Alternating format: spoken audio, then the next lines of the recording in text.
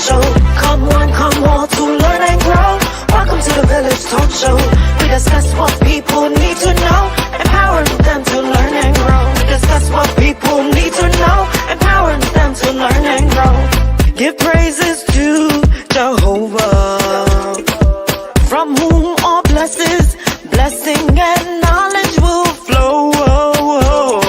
Blessing and knowledge will flow. The Village Talk Show, dedicating to empowering the community to live a healthy, safe, and financially capable life, helping each one of us in realizing our dream at any age, any point, starting from today, day. Success. Come one, come all to learn and grow. Welcome to the Village Talk Show. Come one, come all to learn and grow. Welcome to the Village Talk Show. We discuss what people need to know, empowering them to learn and grow. We discuss what people need to know, empowering them to learn and grow. Success, if not spoken, it is done. Success is done. Come on now. The Village Talk Show. Talk Show. The Village Talk Show.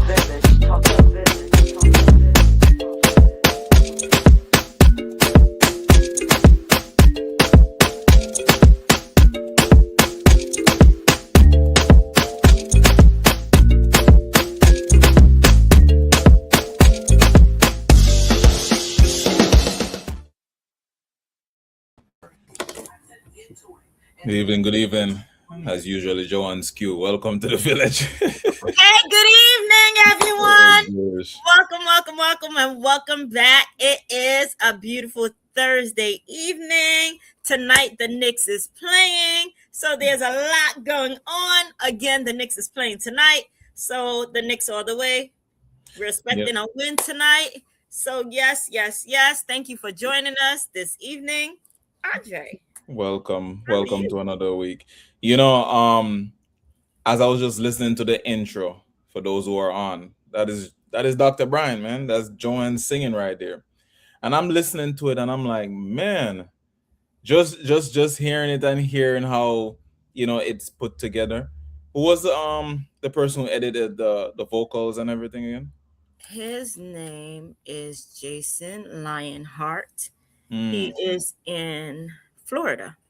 Man, shout out because that was some good editing with the vocals and all that.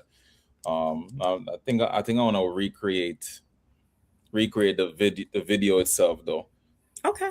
Put in all those images. I've been thinking of recreating it for some time, you know, because I like how I did that one right there. Yeah, it was nice. But the vocals though, like you really just listen the creativity in someone just really editing the voice of someone. They're amazing. So, you know, shout out to him, man. Yes, Jason, big up Lionheart. I actually it's funny because I flew into Florida that weekend and I really was sick of Roger getting hit all the time. We were getting hit by YouTube constantly, stating that, hey, you know, the song he would play all the time is Donnie McClurkin, and I got my mind made up. Yeah. And I said, nah, I have to do something because, you know, the nonstop cutting of our show, just because. So on my way back, leaving the function that I went to, and I was on my way to the airport, I said, you know what, let me record. So we were driving as he was recording. And we did it in 30 to 40 minutes. It wasn't a clean cut. I had to write it, figure out what I'm going to write, and then do it as we're moving and music blasting everywhere. But I was able to capture the vision. So thank you always, Jason. Really, really good job. I say a really good job at it still though. So, you know, like I said, you know, really, really good work by him. Yeah. So that's like I started the show tonight. The Knicks is on. So I have to give a big kudos to the Knicks because the other day when they played, They were down 22 points. Mm. Guess what? They came back overtime and they won. So determination dictates the end results. They went in, they were kind of off in the beginning, but at the end, when you're determined to win, you're going to win. When you're determined, and not only win, but when Yeah. you work as a team to actually make it happen, There's that that. makes the difference. There's that. There's that. That's definitely the case. I Mm-hmm. mean, resilience in practice too. So, Mm-hmm. Mm-hmm. you know, Listeners, how are you? How have your week been? Good evening, our faithful listener, Benev, and all those who are logging in, tuning in. Thank you, thank you, thank you for joining us this evening. We're excited to have you on. Please share how your week is, what has been happening. Are you a Knicks fan preparing for tonight's game? And go from there.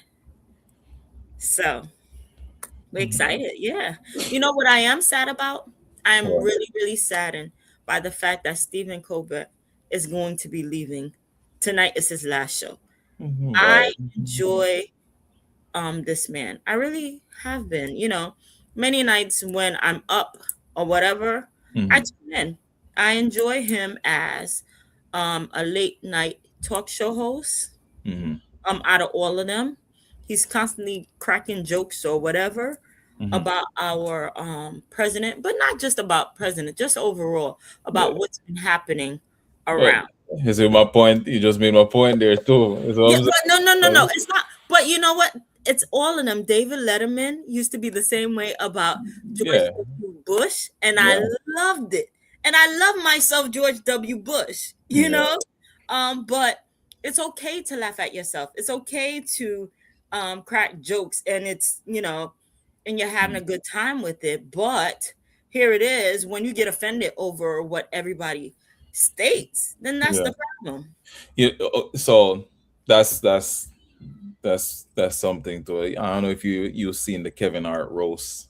Did Uh, you? Listen, I started to see some part of it, Mm-hmm. and it was plain disrespectful.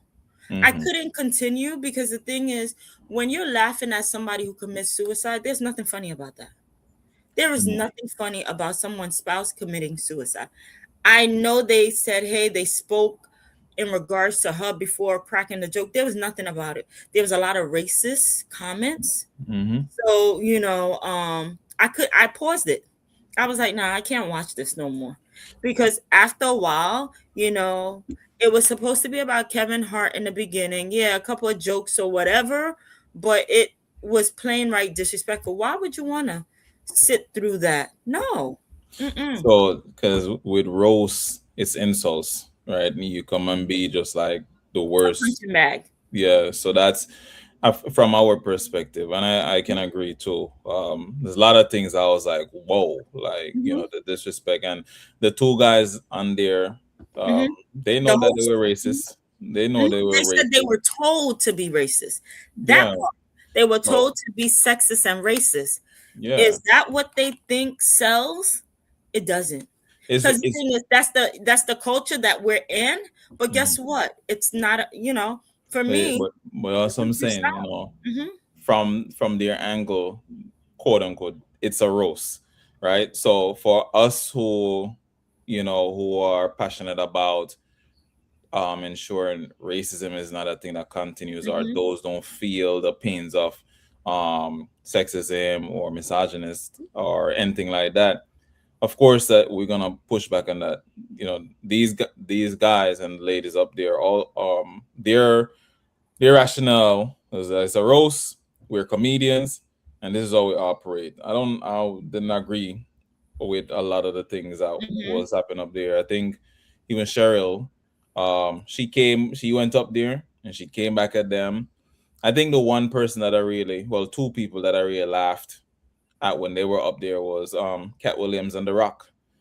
Oh, I Nobody didn't. really highlight them. I mean, Rock was very it was funny, but it was a weird funny. But I get Yeah, he what actually he was do doing, jokes. huh? I didn't know that he actually.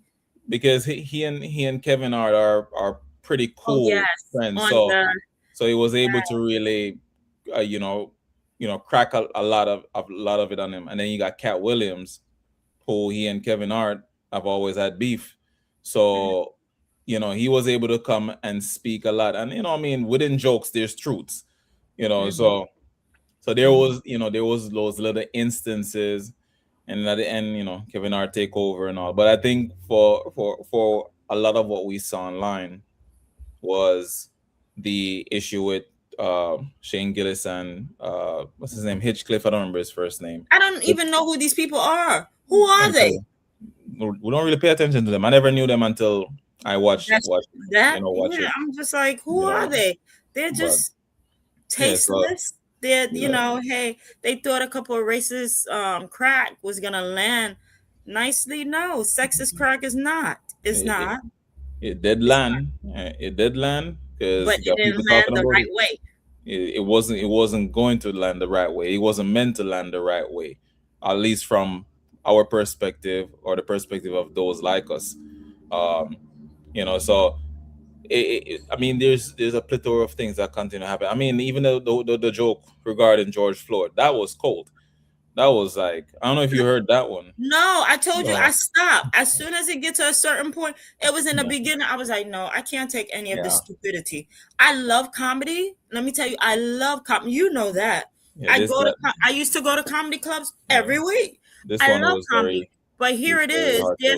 There's a level of comedy that is intentional. Racism and sexism that I don't tolerate none of that, because that's not who I am. It's not comedy for people. Again, like, no, and for them, Netflix to go through it. I understand they pay big money to get all these celebrities to come out or whatever, but what is more important, money or having, it's like, what is the value of Netflix? Now it makes you consider what is their priority. It was certainly money. Yeah, so maybe reconsidering what we watch and who we're streaming. Yeah, it is a business move. It's a business move. So the interesting thing about it is that, and this is stuff that really lands on how people also do investing too, right? A lot of people. Go back. For those who don't know, we're talking about the Netflix, the Kevin Hart roast, about what just took place and why we're discussing this. Go ahead, Andre. Yeah. So, I think it goes to connect to how people also do their investing as well when it comes to even individual companies. But Netflix has a lot of people who sponsor them, partnerships, and those with the big money also control the show. But and this is something that I've looked on for years as well, when I think about when our people fight for what they want in the community, right? A lot of times people are enjoy entertainment over fighting for the equity that they want. So I'll give another example. Look at the Super Bowl. Every year Super Bowl happens. I remember around the time the George Floyd incident, right? Everybody was like, pace and fury. We got boycott and all that. And then Super Bowl came on, and guess what? Everybody went, right? Everybody still went to Super Bowl. Everybody bought the ticket. Everybody. So it was just like, are you just for a season, or is okay for the movement, and it wasn't about George Floyd. It was about the young gentleman who actually protests his right that he was entitled to. He didn't disrespect anyone, but based on who's in office, this man made a spectacle of this situation and turned it into a whole narrative.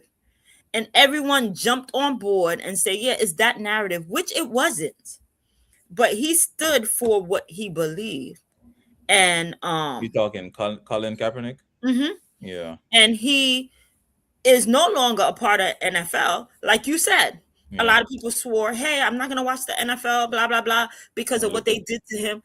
But that's only for a season. Yeah, look at that. All right. Only for a season. Yeah. So if people are really, if this is my say to people really is that if you're truly about the fight, really you have to do some sacrifices long term. Mhm. And I think one of the best fights I've seen is the Montgomery bus boycott, right? People walk through go through the snow, they Mhm. carpool, try to Mhm. work with each other for over about a year and a half, Mhm. until we had the right to be able to ride Wait, on the bus anywhere we I'm want. I'm gonna go back too. You said only Montgomery thing. No, The that's one. That's Let one me of tell you. the Uh, best fights. I'm saying that's one of them that I really think was very successful. Effective, right? Yeah, And it took people's sacrifice, hard work and sacrifice. And JR. similar to, thank you so much. And Benev, you are so right. Kevin Hart isn't funny at all. I will say this though. I think With I that w- situation, Kevin Hart in regards to roasting Kevin Hart, that wasn't funny.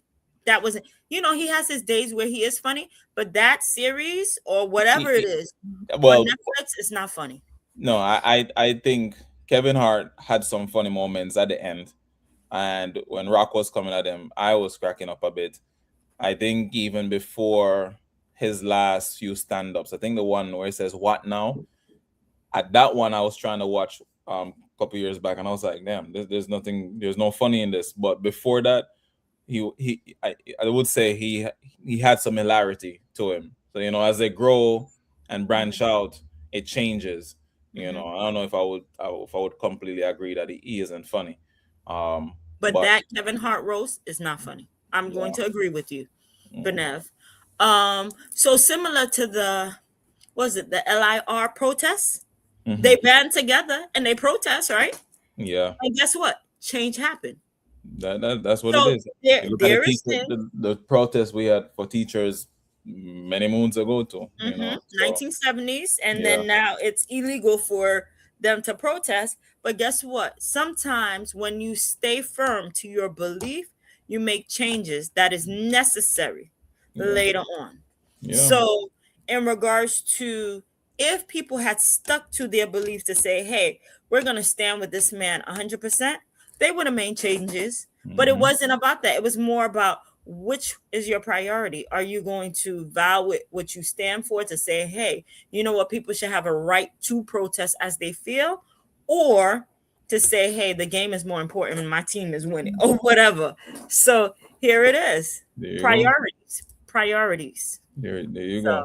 I definitely, yeah, that's what I think. So yeah, but I yeah, think and you know what? Here's mhm, another one. When they had, so even with the talk show right now, Stephen Colbert, they didn't stand with him as much as they did with the other guy, Jimmy, Jimmy where Fallon. people, yes, Hmm. was it Jimmy Fallon or it was somebody else? It wasn't The Jimmy one Fallon. that Yes. said some joke about Trump, and they was like, And he yeah, wanted to, they actually took him off air and people stopped watching right away. It mm, hurt people's pocket. They was like, no, we're not doing it. But they stood 100% behind him. So that's the thing. With him, they didn't really stand behind him 100%. CBS just decided, hey, we're not going to do this no more. It's economic or whatever. The person that they're putting to replace him is a billionaire. I'm not going to take anything away from someone who worked hard to get to where they're going, and is a black billionaire. I'm very proud of the work he do late nights or whatever, but the way that it went about, it was like really, it wasn't that great, you know. mm, But hey, that's like you said, money talk, right? sadly, sadly, That is true. That is true. yeah. So lots going on. Lots going on, Andre. What is going around? So So were you outside yesterday in the rain? I got home quickly. Oh my goodness. If Yeah. anybody was outside during that storm yesterday, it reminded me of the time that the subways were all flooded. Everywhere started to look like a river. I want to say that was the last year. Was it or the No. year before? Adams was still in office. Students, it was like in the September or something, maybe 2 years ago, 2 or Oh, 3 years ago. Yes, it was in yeah. September, Everywhere got flooded. This was the first time that the I think trains I think got it will flooded. run in Brooklyn, run like Fulton area. No, it Those was areas. everywhere. It was everywhere. Mm-hmm. The rain came down so hard that they've never seen Mm-hmm. that amount of rain in such a short period of time, that a lot of places got flooded. I think a couple of people died too because they were in the basement. Yeah. Yeah. So yeah, yesterday the storm that came down was really, really hard. The same way. I was like, oh Yeah. my God, this remind me of this. So we're starting to see how the weather patterns are changing and shifting big time. And Mm-hmm. it's kind of scary because if you saw the LIR completely flooded, a couple of the trucks, a couple of the cars got stuck underneath. So underneath the underpath where the water was above their window. So what Mm. does that say about the infrastructure of New York? When So, it starts pouring and raining, um, it's like a river now. yeah. It's like storms. So that is troublesome. I know that the mayor said, hey, you should have a plan of action for when you hear a heavy storm. But what's the plan of action? Where do you go? Because you can't move if you're driving to a place and it floods out. What is your plan of action? That is a great, no, seriously, if you think about it. Here it is. People would mainly think, hey, if a water flood come to Far Rockaway, it's gonna be, surrounded by water, or Marine Park is surrounded by water, anywhere that's surrounded, Bayshore that's surrounded by water. But Yeah. this is in the middle of Brooklyn or the middle of Queens, Yeah. where, yeah, Ozone Park got flooded out big time, and there's no water's further out from Ozone Park. I would think Howard Beach. I wouldn't think Ozone Park in Mm-hmm. regards to the flooding that's starting to take place. So it is something to consider. It is what is happening that we're becoming prone to more flooding, and also pay attention to your home insurance policy to see if they're dropping you as things are starting to shift. Canarsie, that's surrounded by water, but areas that's not close to water is getting flooded in a way that the storm drains might be clogged or Mm-hmm. something like that. But yeah, it is troubling. I think people have to make sure that they are paying attention to the structure, the place where they're living, situated. I mean, it's hard to even say that too, because affordability, and Talk things about are that. getting very expensive. So Getting or are already expensive. they are, and still getting expensive. I mean, uh, the rate inflation itself has also skyrocketed between last month, I think April, Mm-hmm. and it there was a lot of spending happening. But again, people are just having challenges. Hey, Star Girl, people are having those difficulties, and as the Hey. economy itself continues to become more heated as a result of the energy issue because of the war. We are hoping for some peace, excuse me, for some peace deal. I think there might be a little bit more, what do you call it, things may calm down more clearly around closer to midterms, into the midterms. I don't I know. I think so. No, the reason, here's why I'm saying that. Here's why I'm saying that too, because Mm-hmm. I'm midterm years are usually years wherein, looking from the stock market angle, Mm-hmm. um the market is often more certain of what's going to be happening going forward after the Mm-hmm. midterms. Mm-hmm. And based on what we've seen, it doesn't look like Trump is in everybody's good graces as he was previously. That's the what is what it seems like right now. Mm-hmm. But again, we don't know, right? So we're just having conjectures here. But look, the same. Oh, you said it's starting to seem as though it's gonna calm down.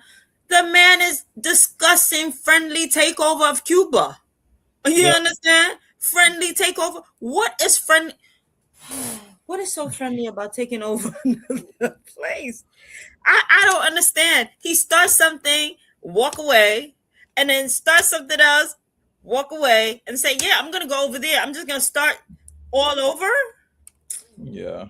Yeah. Let, So let- let- now the US is making indictment well, let for me Well, let me what? read. Let me read Go ahead. some of it still. So shockwaves are ripping through the geopolitical sphere as reports surface that the admin is discussing a friendly takeover or economic acquisition of Cuba. Proponents argue that an economically collapsed Cuba presents a prime opportunity for the U.S. to eliminate a historical communist threat right off the coast of Florida, stabilize the region, and secure strategic trade routes. Critics view the talks as a dangerous neo-colonial overreach and because it's a communist regime versus our democracy. That's the idea. I don't think if it I think because of who we have in office, it's like there's this intention like we gotta do this. There's no such thing as friendly takeover, right? It's like you're gonna jump in and be like, hey, shake hand, kumbaya and everything. Let us control you, sir. What? It's like, come on Like now. Venezuela. Yeah. No, that Like was all of the oil that's supposed to be flowing from Venezuela. Remember, he's supposed to be controlling Venezuela, I right? mean, there's control now because the oil that was taken was crude, so that has to be refined. A lot of the energy companies, like Exxon Mobil, Chevron, they're gonna be operating on that right there. So, the thing is the VP in Venezuela right now. Mm-hmm. The relationship right now with the U.S. U.S. has the VP under our thumbs right now. So that was You just think so? yeah, I mean, this how US has been for decades too. They did it with Peru, Nicaragua, Mm-hmm. Guatemala, like all those places really, and US continues to use its power, with the military power, alliance, economic strength to really let other countries feel this the stress of having to having to comply. I think Trump going over Iran, that was an erroneous move in a sense of you thinking that the Iranians were going to be like, "Yep, Yeah, take we it over. gonna comply too." But this is back and forth, and not for nothing. Iran also has the alliance or the connections with China and Russia, so Mm-hmm. So that what that that's happened? My thing is, he went over to China to take over China, and what happened? not take over China. You No, no, no, can't take, no. To actually create a deal with China or whatever, but it seemed as though nothing came out of it. you talking about the AI Mm-hmm. the AI executive order. Mm-hmm. So I guess let me kind of like give a highlight on that itself too. So he abruptly postpones the executive order. Um, and this might be partly separate, but more so, he unexpectedly canceled a high-profile White House signing ceremony for a sweeping executive order on AI. This order had been vetted by officials who were alarmed by how new AI models could expose severe cybersecurity flaws in the banking and defense sectors and would have created a voluntary framework for companies to submit their AI models for government safety checks, Mm-hmm. 90 days before public release. Trump called it off the last second, stating he didn't like what he was seeing and feared the government oversight would stifle innovation and cause the US to lose its tech lead to China. Essentially, with all of this AI, this entire thing is a AI race, and the country that comes out on top is gonna be the country that's leading it. So right now, US is constantly in this race with China.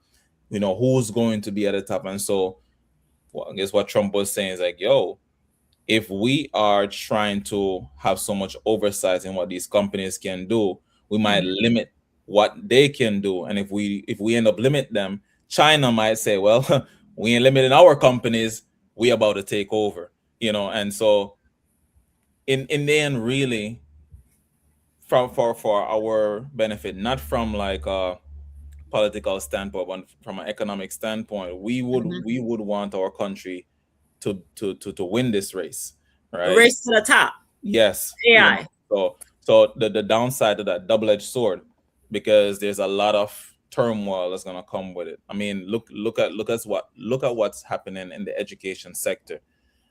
Students, and this, I see this a lot in the education, in even my classroom and just across the board. We have students who are becoming more and more passive learners as the technology advances. Instead of really trying to think on own, they'll try to use the AI to really figure it out. So there's that loss of even productive struggle, because of all the innovations, and not to say that these are not valuable, beneficial, but it's the usability. How do they use this, right? How do they get better utilizing these resources at their fingertips? So that was supposed to be the high profile meeting that he was going to do, but he calls it off. It's like, don't want to really prevent growth. That's essentially what he was saying there, right? I don't know. Here's a question here. Benev says, so right. I agree with you. Donald Trump just continues to make it worse. That is true. And what is he gonna do? Go to Cuba, try to take over, kidnap somebody else in Cuba, bring them back here to go to court here? Man, I'm not even sure what's happening with Maduro about that. We haven't even heard. That's what happens. They have him in jail. They sweep what's happening under the rug, and the media pushes the public to the next topic. You know what I'm saying? We just end up, we have to be able to pay attention to what's happening. What's happening. Silence too. The silence means a lot. So my thing is, another country could come in, someone else, another government could come in, take Trump, kidnap Trump, take him and put him in jail, right? That's not happening. And everyone would be silent, right? If they could do that. They can. If they could.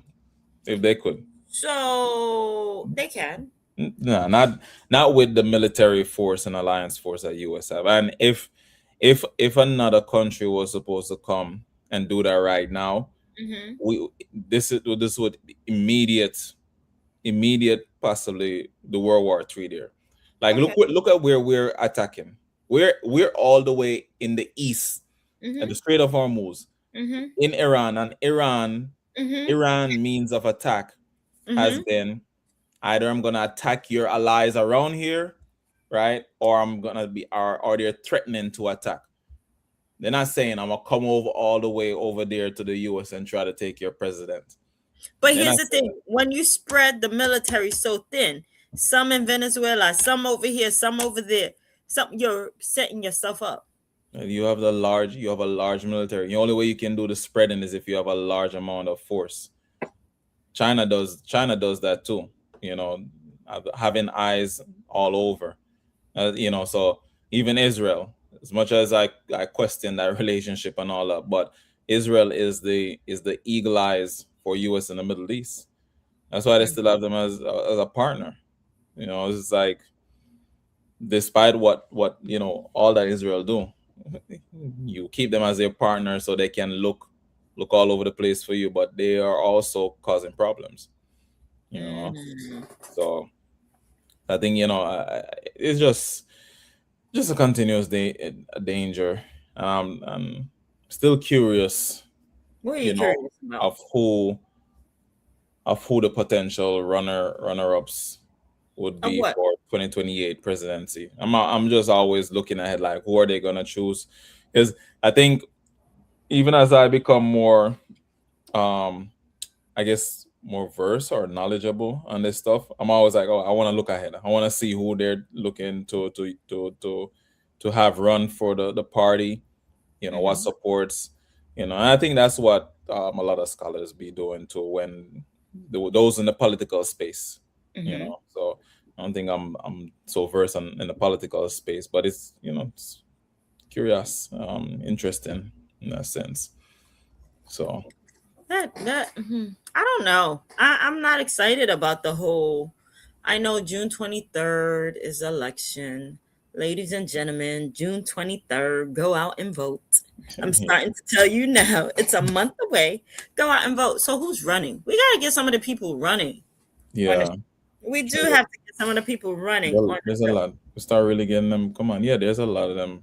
We'll start getting a couple of them coming on. Yeah, because the thing is, if you're running for office, people need to know who's running for what. Mm-hmm. Where do they go? What is your platform? What is your stance? Yeah. And just don't go down and vote and bubble everything down. No, please do your research. Yeah, always got to do your due diligence, audience. That's important. Local politics is so important because the local is the first stop and then go on. So if we didn't do our due diligence prior, guess what? Some of the people that we have in office is because they started off at one stop and kept going up. Mm-hmm. So please get out there and vote. Do not flush your vote down the toilet. Do not.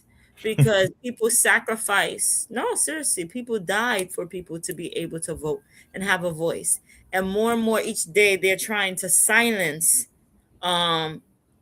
your ability to vote or do things. The redistricting left and right and eliminating here, eliminating that, eliminating the black votes in certain states. So please, I beg, go out and vote.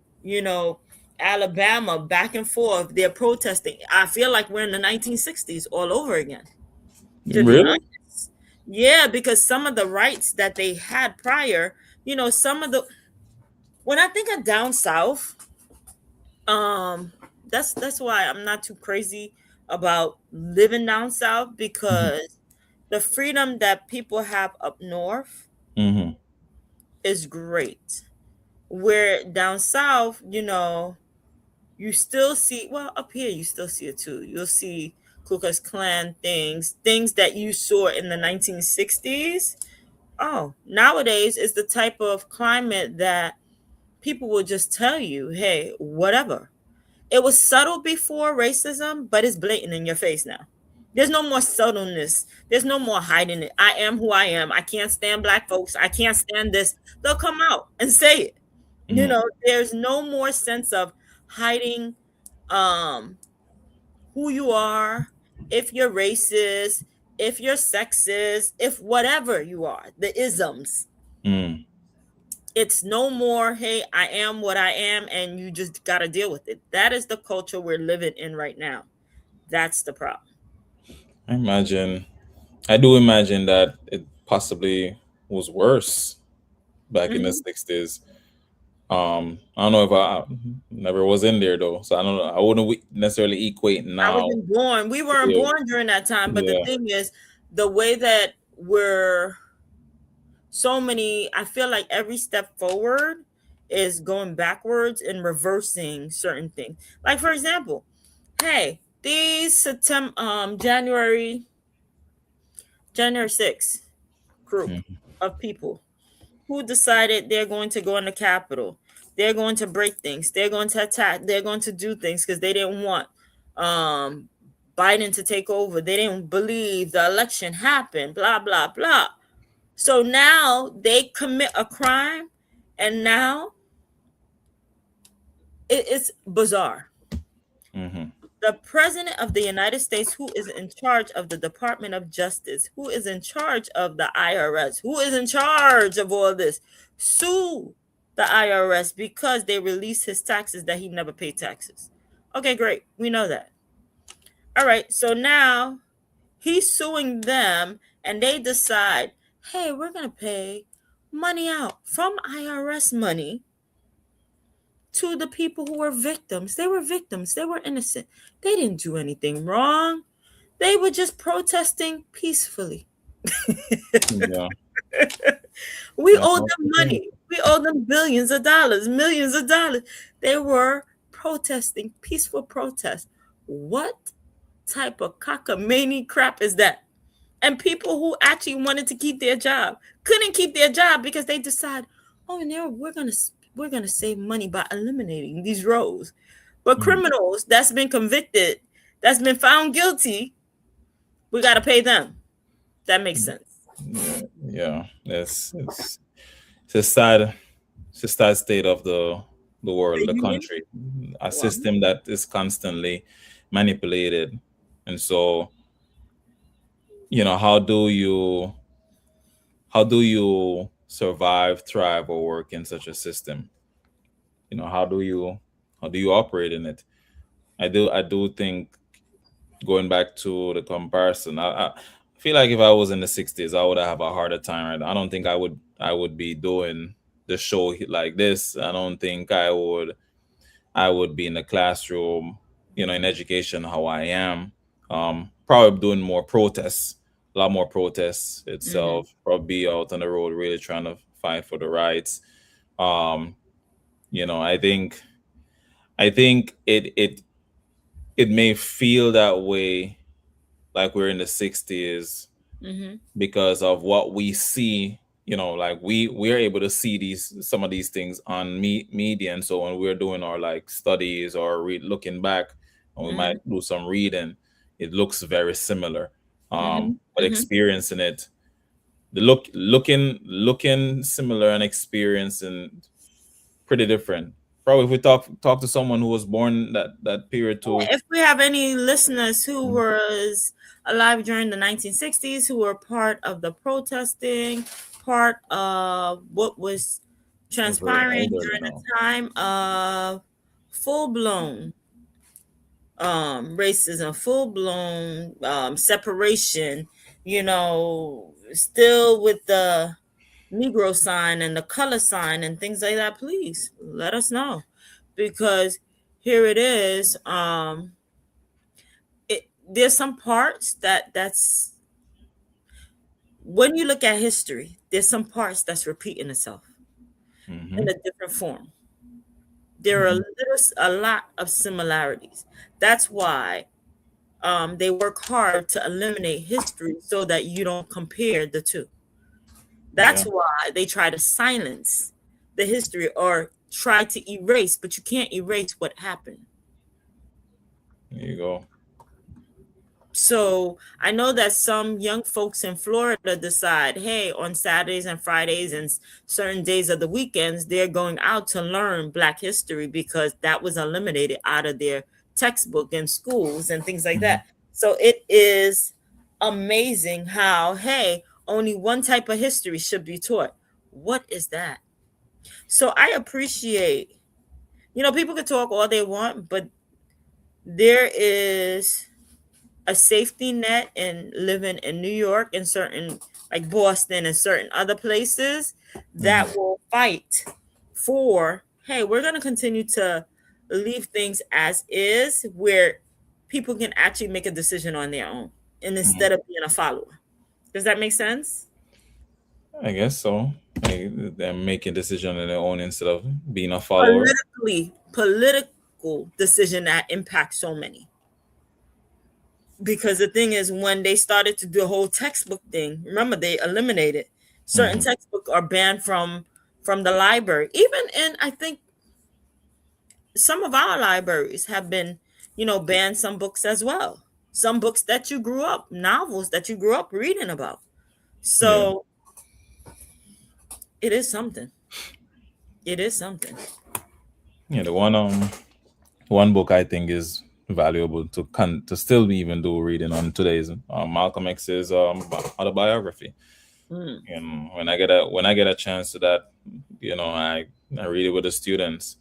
I'm always just really thinking of how can I even like just introduce them to varying topics, like even the Black Panther Party. I highlighted that the other day in my classroom, really, and just have them read a bit on just what they did, what they stood for. So it's up to us, even as educators, to really expose the students to information that they may have not come across or seen. And the challenge, though, of course, as I've seen, is just attention spans, man.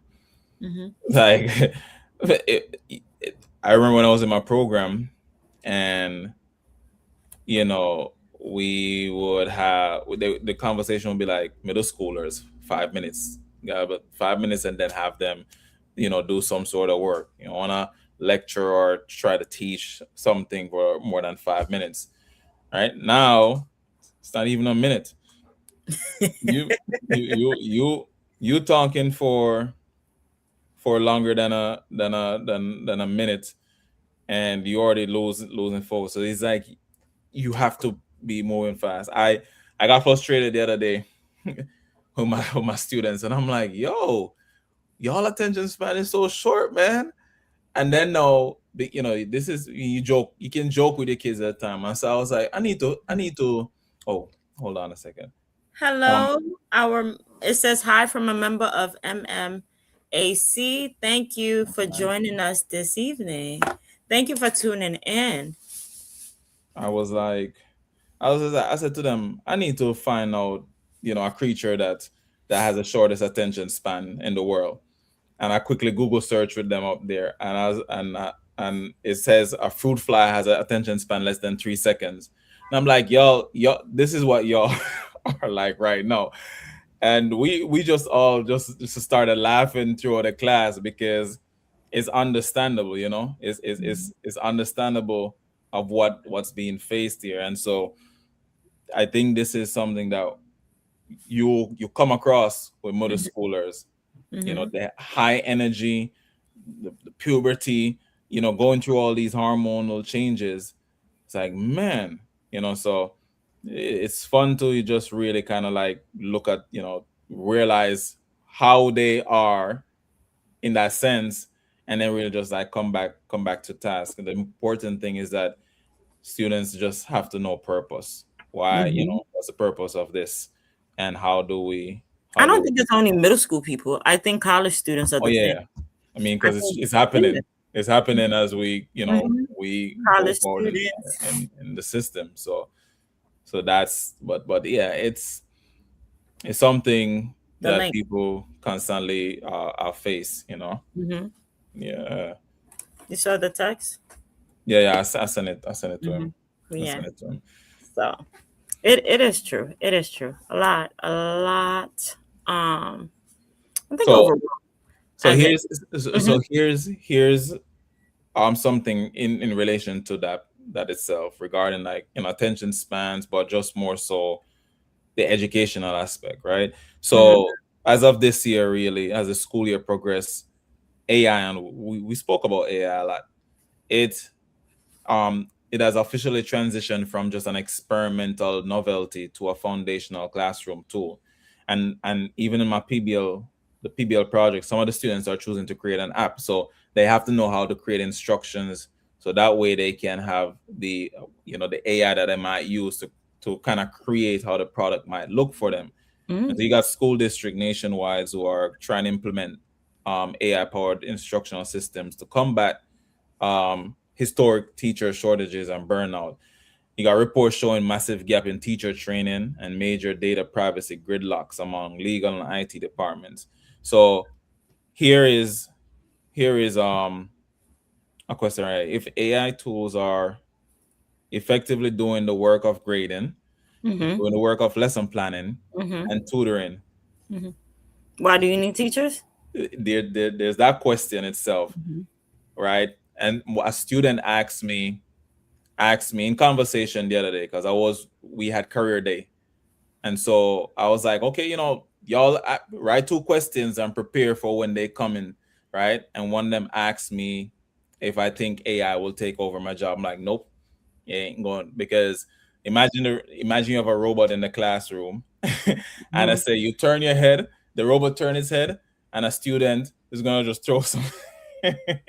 Throw something at the robot. I cannot stand the robots in the supermarket. It drives me crazy. Yeah, I can't, with the beeping noise and things like that.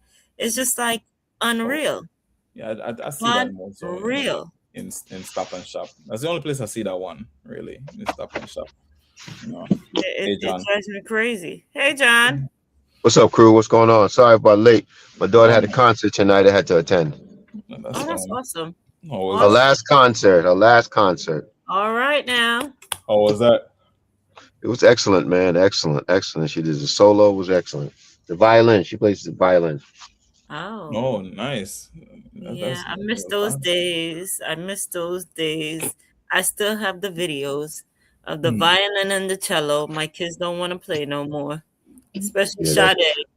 Wait, that's why? what. What? Like bored now, or you're just like, I well, don't know. She used to play the violin, the cello, and the piano. I'm like, come on, girl, let's go back to it. it's No, like, she well, You know, they rather listen to that music, the headphones and stuff, yo, instead of yeah, creating music. You know, this generation is something else, boy.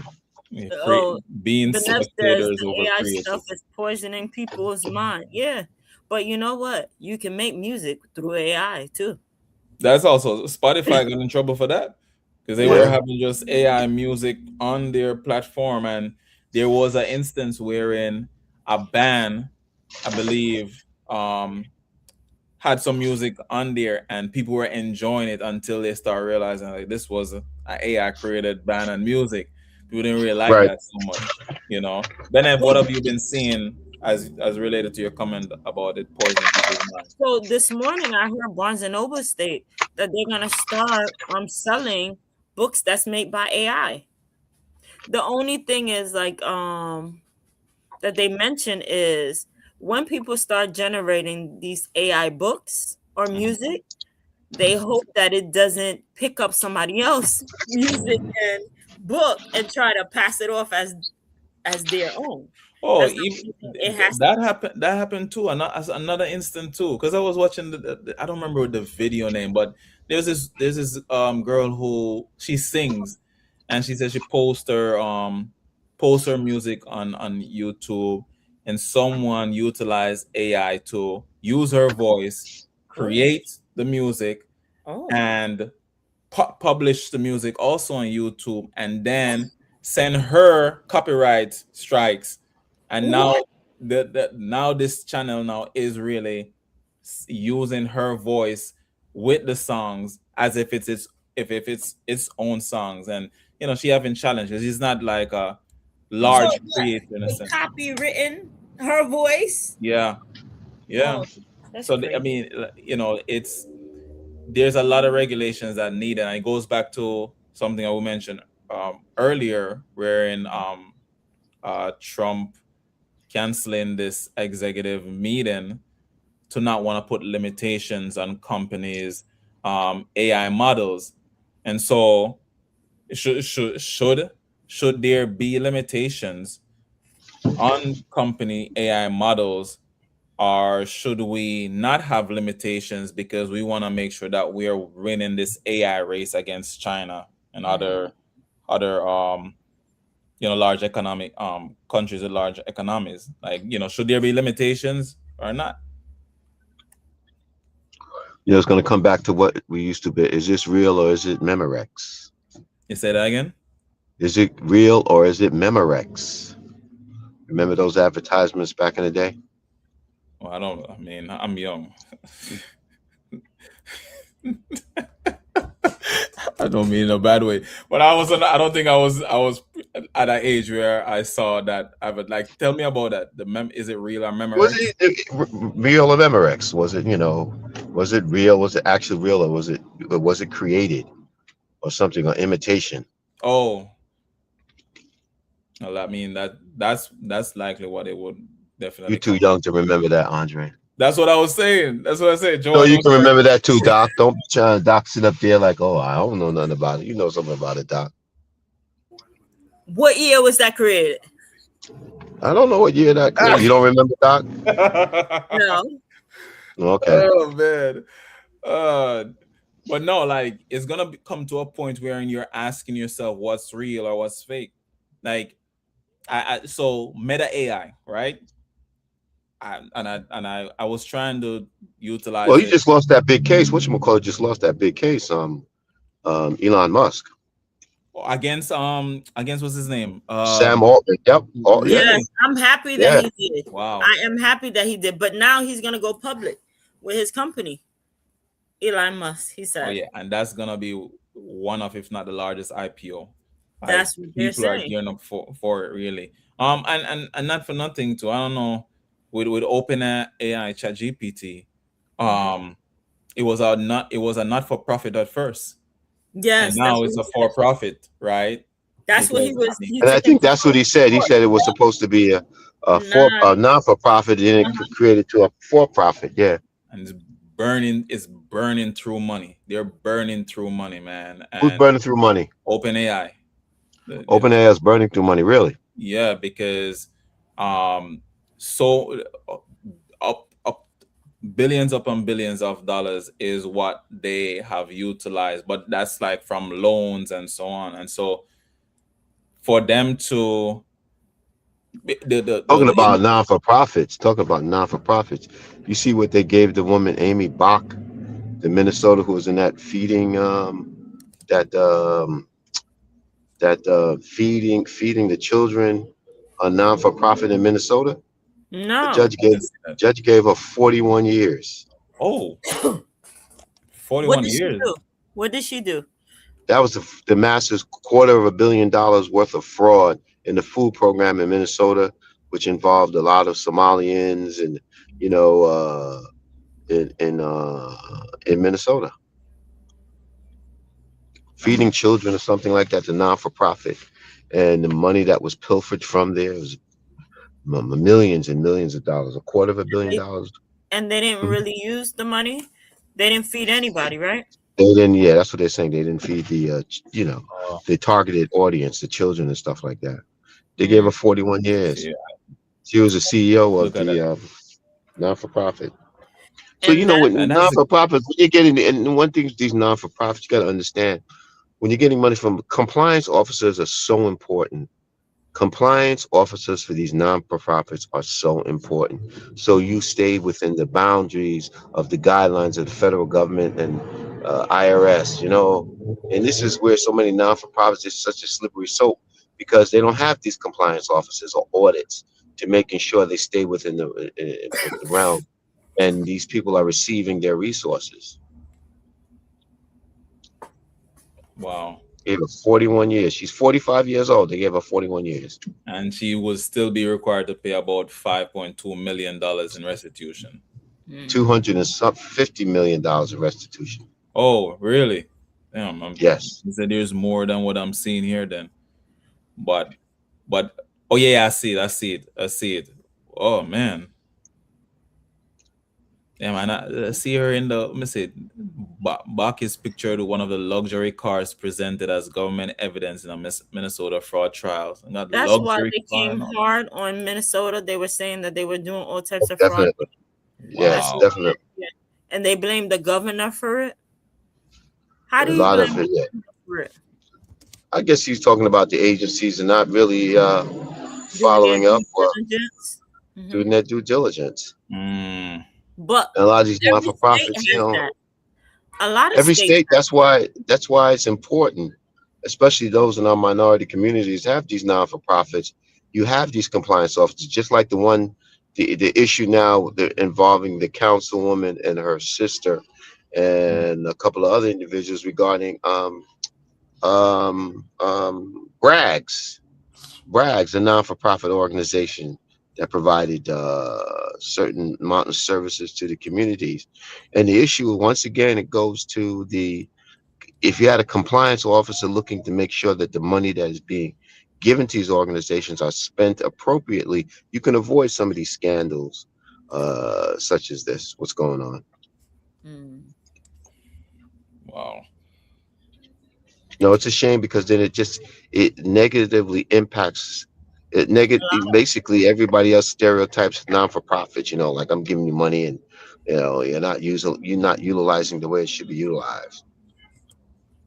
And that's And why then what's interesting, and I like to, what's interesting Sorry. also y'all, is the debate. There was a comment by Jeff Bezos, and which was interesting. Jeff Bezos said, everybody wants to pour more money. What about the outcome? And that's what we should be looking at. He says $44,000 is spent per student in the New York City public schools. 44. Wow. He said, if I ran my company, if I ran Amazon the way that they run the school systems, first of all, you'd be paying additional $100 for delivery. You would get your packages, instead of getting in 1 or 2 days, you get your packages in 6 months. And what I'm saying, the problem with government is there's so much bureaucracy. Yep. There's so much bureaucracy. The civil servants, 9 to 5. There's no product. They're not concerned about the end product, about production. And they, if they can't do it within the hours that they work, they're not doing an additional time or whatever it is. They're going for their break. That's why sometimes a lot of these other government agencies, they give contracts to these outside vendors for the production to get the work done. Yeah. And we wouldn't need lobbyists. You wouldn't need consultants if the people in positions would do their job. The challenge to that, though, would be people will highlight things like wage growth or proper wage. Not excusing that in a sense, because there's a lot of people who feel like, well, look at the Long Island Railroad. Look at what happened in the Long Island Railroad. They had an article with over 300 people make over $100,000 a year. In addition, that's not even in addition to the overtime and everything that they want. I can understand people want to increase their wages because the cost of living and everything is increasing. But, government needs to be more streamlined and focused on the outcome of what they're supposed to be producing. We need an efficient government. We don't need a government where we just keep pouring money in and pouring money in it and not getting the results that are needed. In our public school system, we pour so much money into our school systems. Then everybody is opposed to, the charter schools. Everybody's opposed to the voucher programs. To see, what's the difference between our public schools and these independent schools, these charter schools? Well, they got to say the union, they don't have to take all the students. They can cherry pick whatever it is. Some of these charter schools are very successful, even with the students. It's about structure that is needed for our children and spending the resources in areas that they truly need and getting more parental involvement in the evolution of the educational wherewithal of our children. It's also where value is put. Where do people put value? And I think money itself has become the value that people put it as. Right, I need money for this. I need more money. I gotta make more money. And then the other side to it too is that you make more money, but then you end up in lifestyle creep. Right, you make more money, but then you spend more. So it's like there's no change. Someone who may be making 100K complain that they might need an extra 10K, get the extra 10K, and then now start spending, live the same way, but now live at like the higher means that may be not able to afford. And now they're like, my job not paying me much, and I'm doing all of this work. I'm not gonna do much more work, and and so go back to your point, John, wherein they wouldn't even take the extra hour to complete the task because they're like, well, work is done, time to go home. And that's part of that kind of sets up that bureaucracy issue too. But it's also value. Where do people put value? Right, it's just like a cycle, cascading cycle,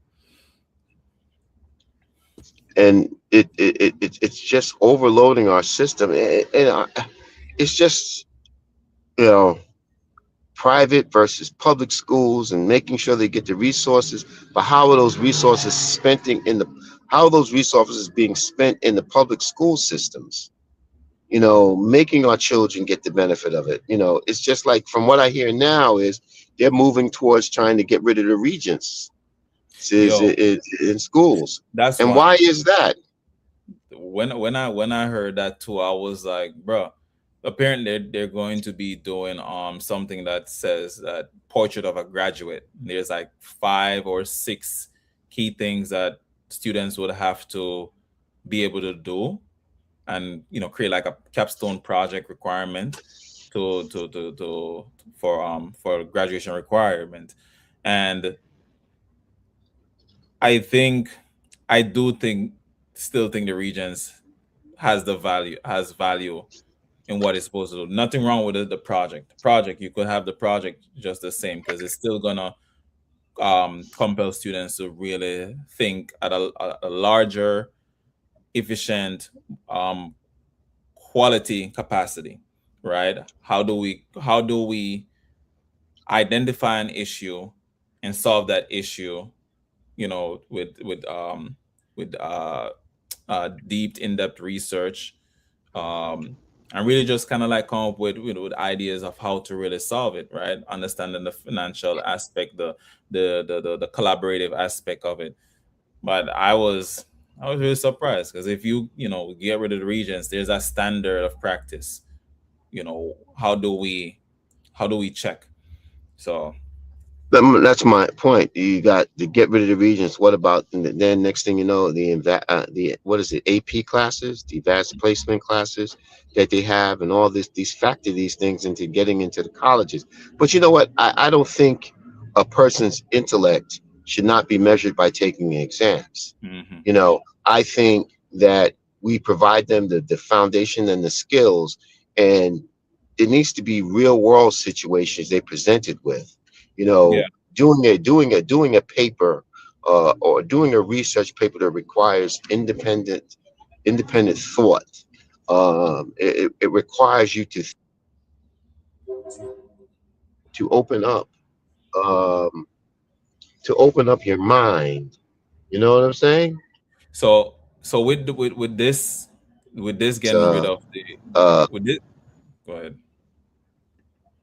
Yeah, no, go ahead. What you were saying, Andre? So I was gonna say, with this this new, really getting rid of the Regents and having something different, it may create more of what we see, wherein students may enter college and not being able to, and I'm saying it may, because it might not, but it may create this sense where students get into college and not capable of meeting the standards, right? Because of how high school went. Would it also end up creating what we are seeing, or exacerbating or pushing the conversation more, that would kids want to go to college still? Is college still necessary? And then the cost of it, right? Because the cost of college is just increasing. Now you come out and now you're in heavy debt. I think it really pushes. Well, it all depends, and then that's, you have to look at the professions that you're going to, because right now my villagers, I mean, skilled workers, skilled plumbers, carpenters, electricians, they are making more money than college graduates and grad school grads. I look at the we had to hire plumbers for some work that we're doing at some of our locations. And I mean, the cost is astronomical, man. Yeah. These guys with benefits and everything making $100 an hour. Man, yeah. That's just really some observational learning too, as a start. You still need to really kind of understand other things. And you can't. AI can't unclog your sewer. It can't unclog your sewer. Yeah. AI can't put up sheetrock. AI can't frame. Yeah. No, you're right. Yeah. AI can't run wire. Yeah, I'll say this though, going back to the robot aspect, as I mentioned, at some point in the future, we're gonna come across that concern, a little bit more intense. But for now, and I will say that's why it's always good to really not necessarily have a backup, but have another thing that you're good at. I know this quote, what it says, what the quote says, oh my gosh, master of all trades or something like that. Well, jack of all trades, master of none. Right, jack of all trade, master of none. However, the other part is that, but still better than a master of one. Better than Right? what? So a Then jack a of all master of trade one. is a master of none, but still better than a master of one.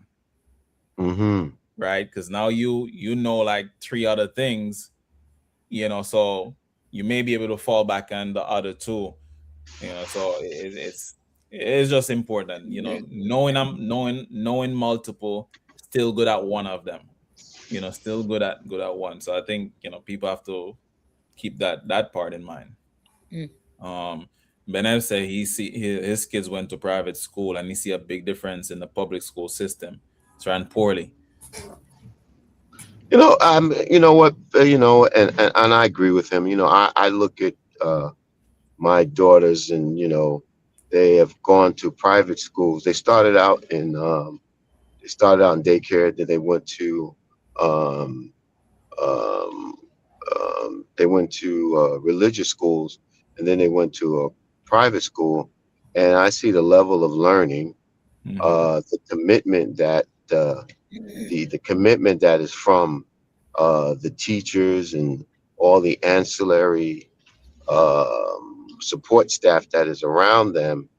And my daughter doesn't. She's not taking regencies, but she's in advanced placement classes. They do challenge.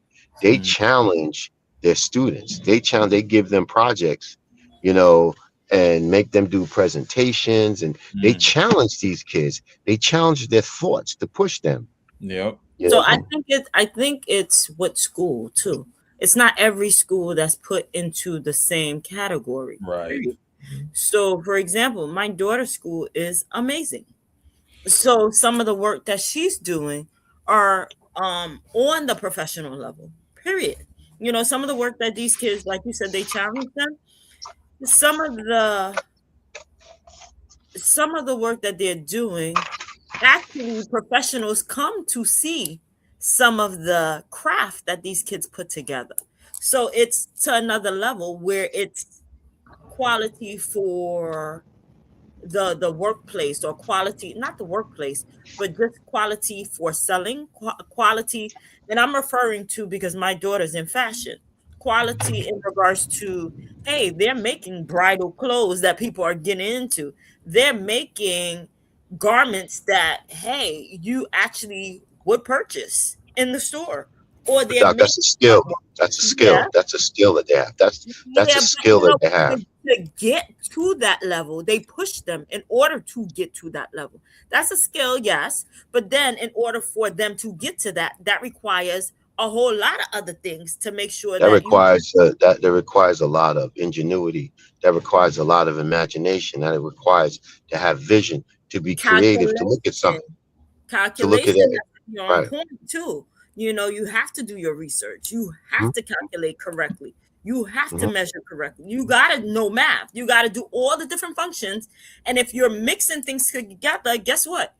You're going to have to do it the right way. So it pushes you to actually, if you're making things come to life in any project based, like you said, Andre, or any real life skills application for many of the things that they're doing now, like you said, hey, creating coding or creating things, Yeah. there's so many different technical parts that need to come into alignment in order to come to fruition. Right, right, right, right, right. So Yeah. that's the thing. Just like the kids who are going and focusing on a certain skills or whatever, they need to see, how is this applicable to real life skills. The kids Mhm. doing culinary, the kids who are doing business and doing proposals and things like that. So they need to see, okay, what am I learning and how can that be applicable to my real life? Like the kids who are doing EMS or FDNY, hey, these are skills that in order to get to that, you have to incorporate everything. I suddenly have a thought just now, What's that? right? So right now, I'm seeing more and more in the last few months how much this the New York City school system, and I guess across the country, how financial literacy is being pushed more and more to get it into the schools. Mhm. Valuable, right? But Right. it starts making me think about value again. Going back to our conversation, a lot of the young students, them, they jump to the learning when money is talk about.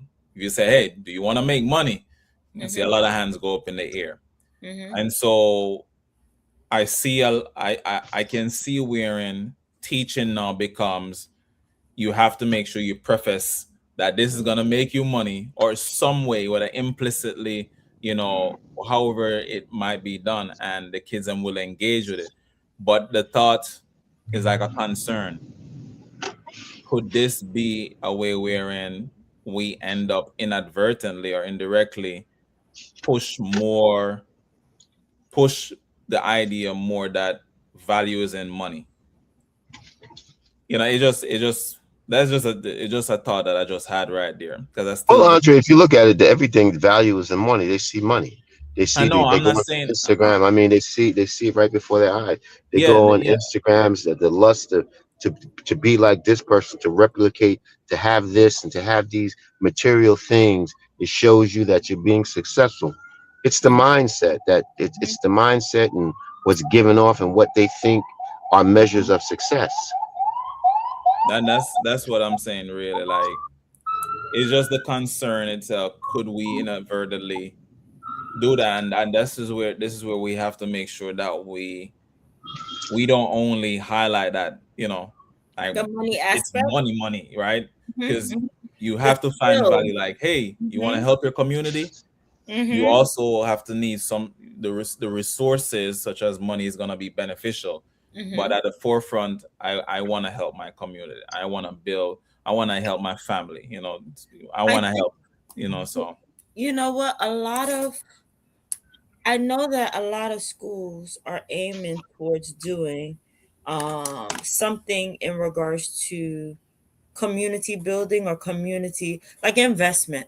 Like, hey, how do community reinvestment? Sometimes community reinvestment. Yeah. So I'm trying to think. Some schools, some private schools, some charter schools, some public, not all. But hey, you have to do something, like you said, community investment, or what are you doing to help enrich other people's life in order to, as part of their curriculum. So not everybody is doing it, but that's part of it, because you have to see others in the process of that learning, because somebody had to pour into you in order for you to get to where you're going. So that each one teach one mentality, or even if you're going to the nursing home to contribute, to say, hey, let me spend time with you so that I can give you a laughter or give you something, or even going to hospital to say, hey, you know what, these young folks are, they're my age, but I just want to bring some joy, some form of. Yeah, so this is important for us to bring back, if the schools don't have, so that we can understand humanity. We can understand, taking a trip international, or taking, soup kitchen and things like that. That's great. Or even when they pack boxes. I know people are big into, hey, we're going to do things for the community around Thanksgiving. That's the only time that everybody make a big deal. But it shouldn't be Thanksgiving or Christmas to say, hey, we're going to give gifts, or we're going to give turkey. No, it should be year round, especially the summer coming up. How can we contribute to that?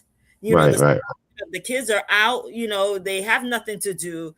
Like if you look at some of the states, they're taking over like malls, they're taking over the beach, they're taking over. So they need a purpose.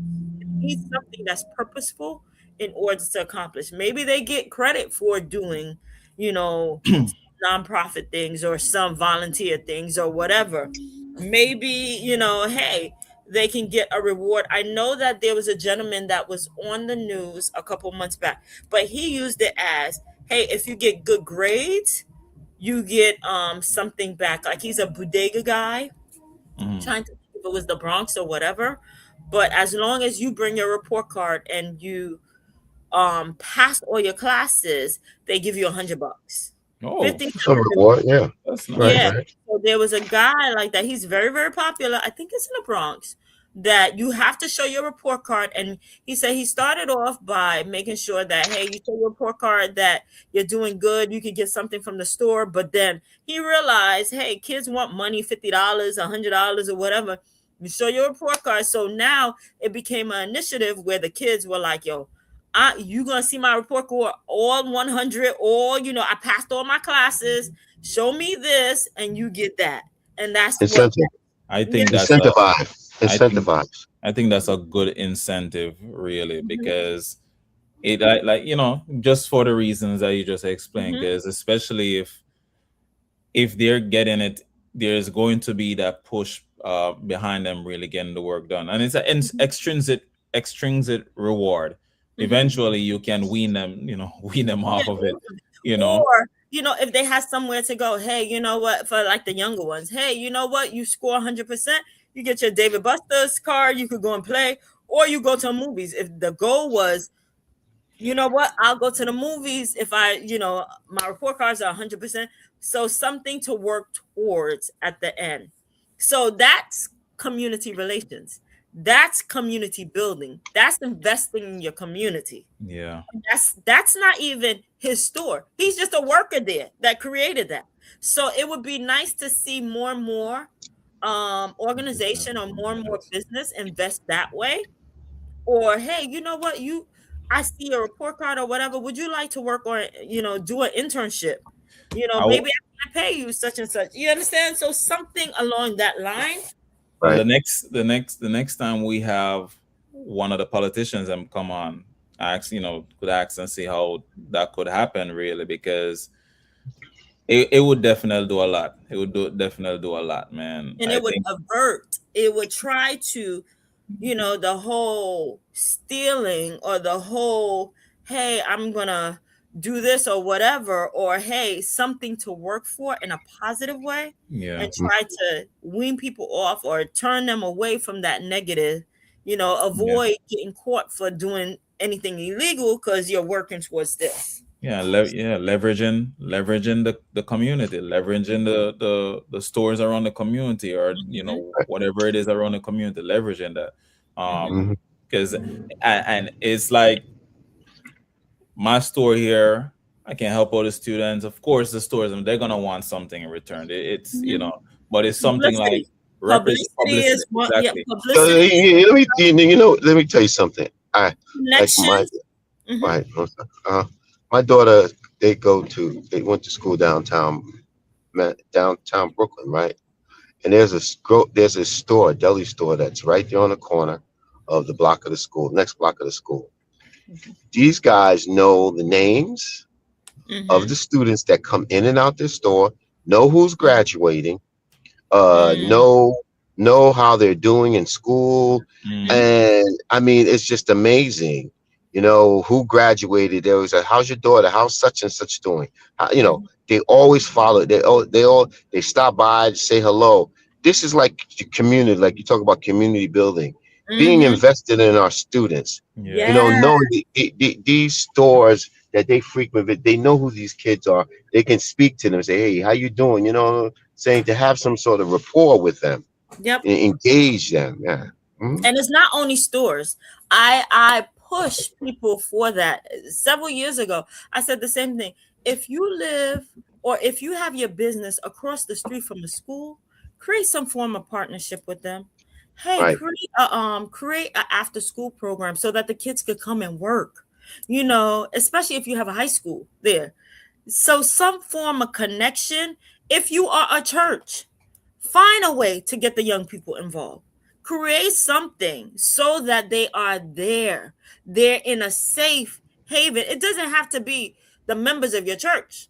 It could be anything, so that at least it's, hey, you come and you patronize in the community, give back in the community by investing in those kids. And it's not only Sundays that, you should be known for. It should, hey, you know what? I know this, blah, blah, blah. Find out who a school leader is. What do you need? How can we connect? What can we do? Or whatever. That's partnership. Yeah. That is partnership. If you have a business, partner with, find out who's in the vicinity. If there's young folks, partner with them. Yeah, you can partner, but the schools and them states, they had to partner with those businesses too. The same thing. So it has to be a open door policy, and schools are willing to partner with their local community organization. Always looking for a way. Yeah. So thank you for tuning in. Thank you for the feedback. Thank you for the discussion. Thank you for those who joined. Yeah. Thank you very much, villagers, for coming on tonight. We look forward to next week.